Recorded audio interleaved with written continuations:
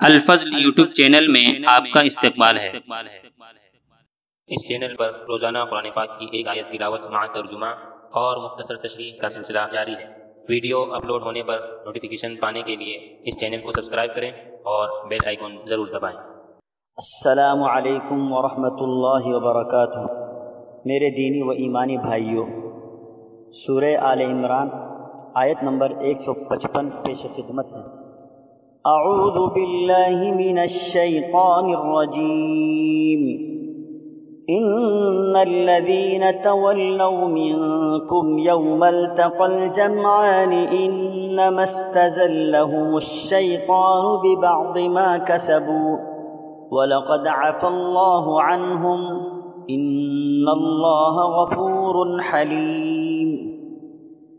تم میں سے جن لوگوں نے اس دن پیٹھ دکھائی جس دن دونوں جماعتوں کی مٹ بھیڑ ہوئی تھی، یہ لوگ اپنے بعض اعمال کے باعث شیطان کے پھسلانے میں آ گئے، لیکن یقین جانو کہ اللہ تعالیٰ نے انہیں معاف کر دیا۔ اللہ تعالیٰ بخشنے والا اور تحمل والا ہے۔ دوستو اور بزرگوں، ہر انسان سے غلطیاں سرزد ہوتی ہیں، کوئی انسان غلطیوں سے پاک نہیں ہے۔ حضرات انبیاء علیہ السلام غلطیوں سے معصوم ہیں۔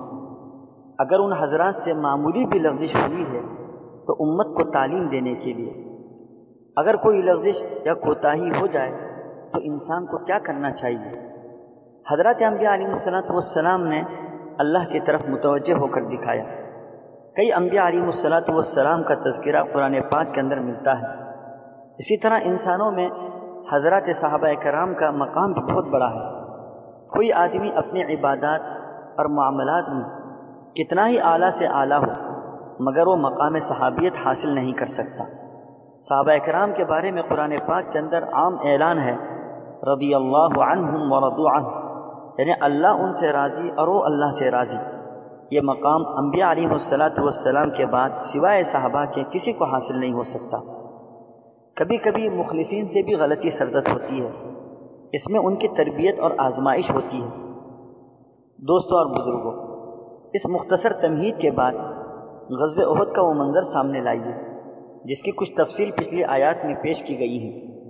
اس موقع پر اللہ کے نبی صلی اللہ تعالی علیہ وسلم نے چند صحابہ کرام کو ایک مورچہ سنبھالنے کی ذمہ داری دی تھی۔ اب ان میں سے بعض لوگوں سے اجتہادی غلطی ہوئی، مگر یہ حضور صلی اللہ تعالی علیہ وسلم کی ہدایات کے بالکل خلاف تھا۔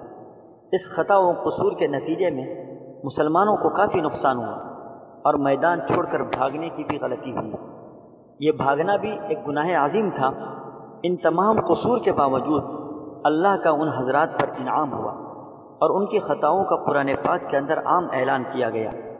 مسلمانوں سے جو لغزش ہوئی وہ پچھلی کسی کمزوریوں کا نتیجہ تھی، جس کی وجہ سے شیطان نے دلوں میں وساوس ڈال کر اس دن بھی پھسلانے میں کامیاب ہوا۔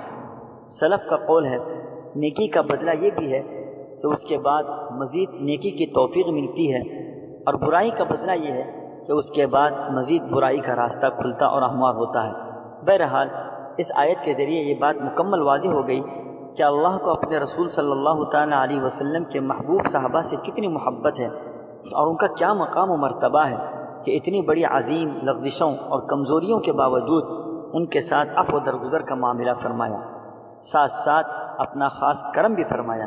اب جب بات واضح ہو چکی تو اب کسی کے لیے جائز نہیں کہ کسی صحابی کے بارے میں کوئی غلط گمان رکھے یا انہیں لعن طعن کا نشانہ بنائے۔